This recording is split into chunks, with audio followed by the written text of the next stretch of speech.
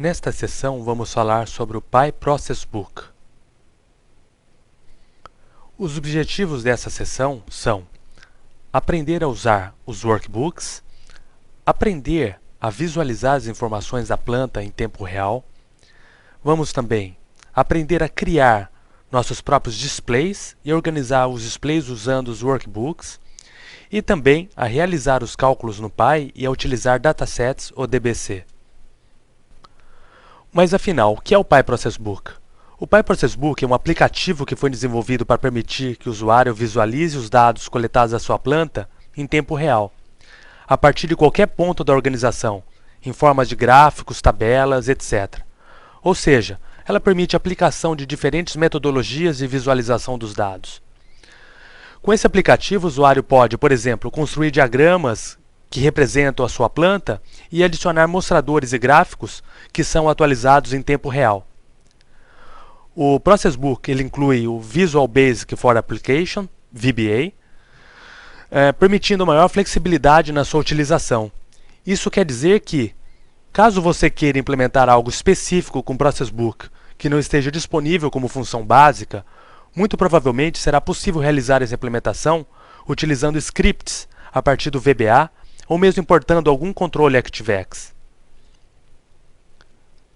O ProcessBook ele é baseado em uma estrutura padrão do Windows, o que significa que ele dispõe de menus e barras de ferramentas com as devidas funções localizadas onde você espera encontrá-las. Por exemplo, o Save ele está localizado no menu File e assim por diante, assim como a maioria das aplicações Windows. O ProcessBook dispõe de dois modos de operação, o Run Mode e o Build Mode. Ou seja, com o mesmo aplicativo, você pode tanto editar as telas que você construiu, ou construir as telas a partir do zero, ou então rodar, executar essas telas. Você não precisa de aplicativo separado para fazer edição e outro para visualização. Com um aplicativo só, você consegue fazer as duas coisas. Então, como o próprio nome diz, Run Mode serve somente para execução, ou seja, você vai executar as telas que você construiu. E já o Build Mode, você vai conseguir alterar a configuração das telas, a posição dos elementos nessa tela que você construiu, adicionar novos gráficos, retirar gráficos que você não deseja mais que apareça, e assim por diante. Vamos agora dar uma olhada na tela do ProcessBook e ver onde esses botões estão localizados. Aqui temos a barra de ferramentas.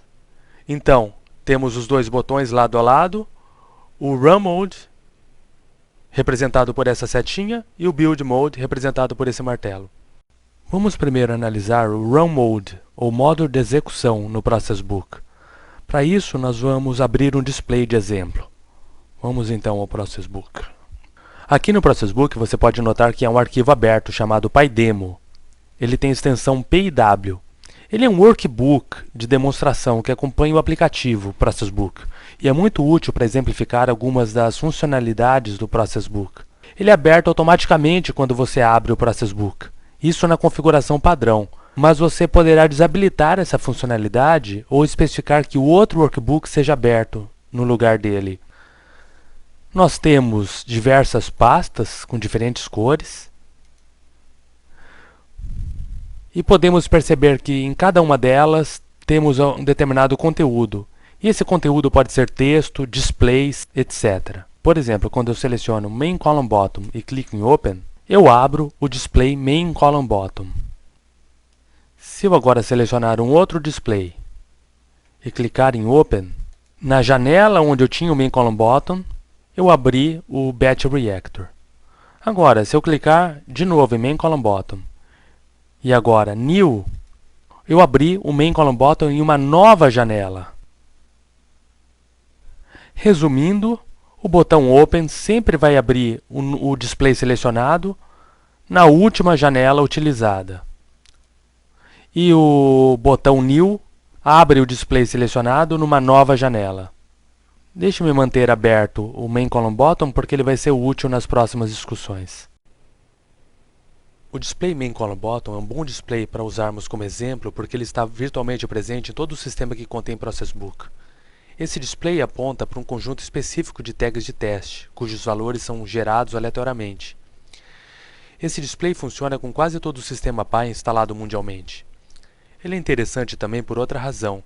Ele representa uma coletânea de alguns dos diversos componentes disponíveis no ProcessBook, geralmente divididos em duas categorias: elementos estáticos e elementos dinâmicos. Aqui nós temos três diferentes tipos de elementos dinâmicos: trends, bar graphs e valores dinâmicos. No caso, trend seria gráfico, uma tradução a gente poderia dar para trend, seria um gráfico.